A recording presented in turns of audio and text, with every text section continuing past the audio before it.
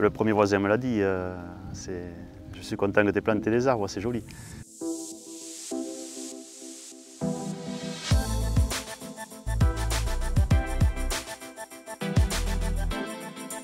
Est-ce que vous saviez que la présence d'oiseaux et de gibier permet de se passer de pesticides?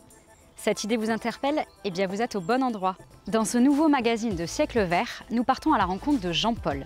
Jean-Paul est producteur de céréales à Cergaston, dans les Landes.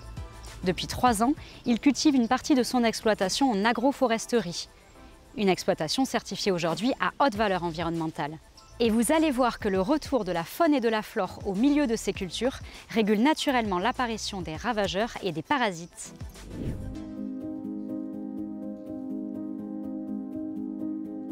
Nous sommes sur une exploitation de polyculture élevage, axée sur la production, la vente de paille et de foin en petites boîtes.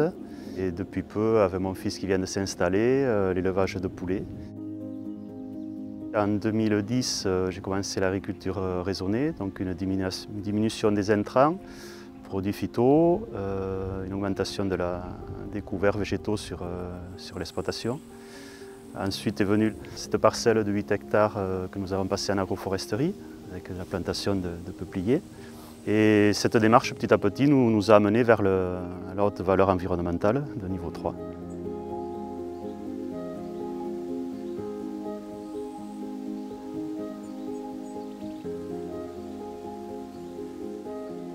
Quelquefois, ça semble inabordable, on pense qu'on ne va pas y arriver, qu'on ne peut pas réduire de moitié l'application de produits phytosanitaires, voire de ne pas mettre d'insecticides du tout, mais c'est faisable. Il n'y a pas forcément une diminution de rendement, il y a moins d'intrants, donc c'est déjà une bonne chose. Donc maintenant, je suis engagé là-dedans et je m'y sens bien.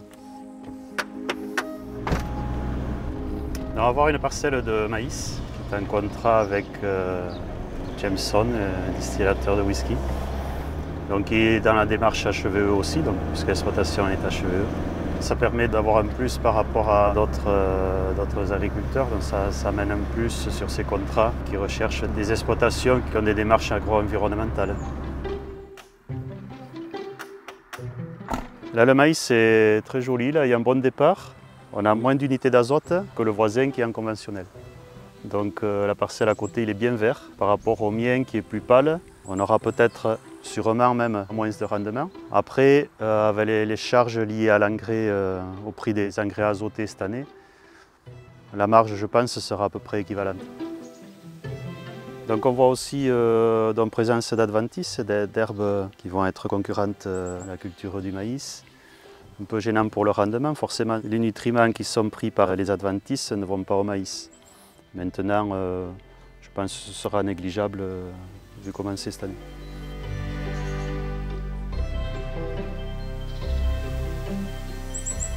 On voit que les chevreuils ont l'habitude d'y dormir. Et bon, ils ont laissé leur marque. Ils se sont frottés au tronc. Ils mangent l'herbe qui est entre les cultures, mais les cultures ne les abîment pas. Ici, nous sommes au milieu d'un champ de triticale avec des alignements de peupliers que nous avons plantés en agroforesterie. Cette parcelle de 8 hectares à double pente, nous avions des problèmes depuis de nombreuses années d'érosion. On ramassait de la terre en bas du champ, chez le voisin, sur la route. Bon.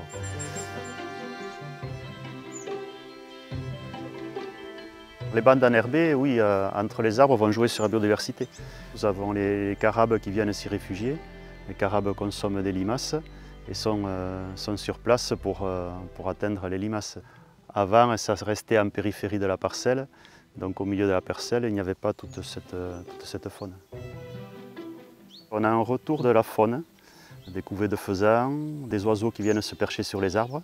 Ce petit gibier n'est pas gênant du tout, puisqu'il va manger les insectes.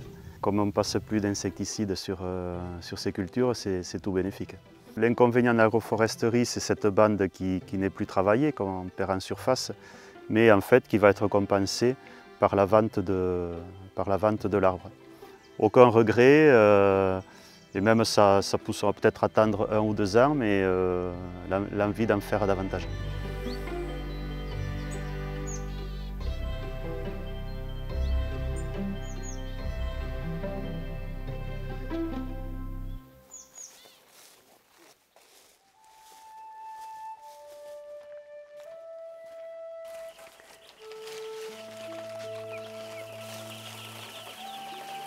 On vient régulièrement, c'est aussi pour les habituer à notre présence, pas qu'ils soient effrayés à chaque fois qu'on vienne dans le bâtiment.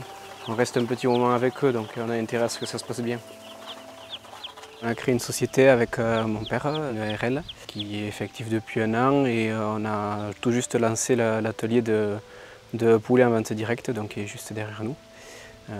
Les premiers poulets qui sont arrivés là sont arrivés il y a 3 jours.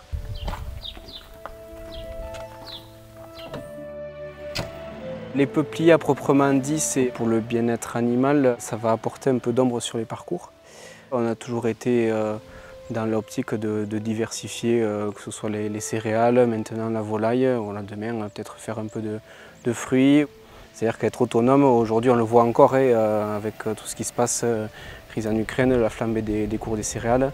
Cette autonomie qu'on recherche, nous, ça nous permet d'être un peu déconnectés de tout ça et pouvoir maintenir aussi à la fin un prix de vente du poulet qui sera stable. Et un revenu du coup pour l'agriculteur qu'il est aussi.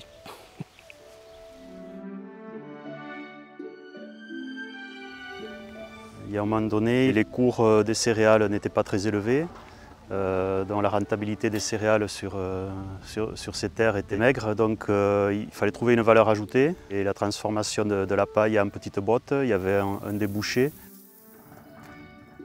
J'ai une clientèle qui est fidèle, qui a soit des animaux, soit des potagers, qui viennent régulièrement. Et l'avantage d'Internet, c'est qu'on se fait connaître rapidement et ça ouvre de nouveaux débouchés. Chaque génération apporte quelque chose sur l'exploitation et puis on veut que ça vive, que ce soit viable. Et de voir Julien qui arrive avec son projet, là, bon, c'est très bien. On écrit une nouvelle page sur l'exploitation de la ferme Bernamoulier et voilà, moi je suis ravi. Vous l'avez vu, l'association des arbres et des cultures apporte de nombreux bénéfices, tant pour l'agriculteur que pour l'environnement. Et aujourd'hui, l'agroforesterie gagne du terrain un peu partout dans le monde, avec plus de 5 millions de kilomètres carrés de terres agricoles arborées. En France, cela représenterait déjà 5,6% de la surface totale agricole. Des chiffres qui progressent d'année en année et qui pourraient illustrer l'agriculture de demain.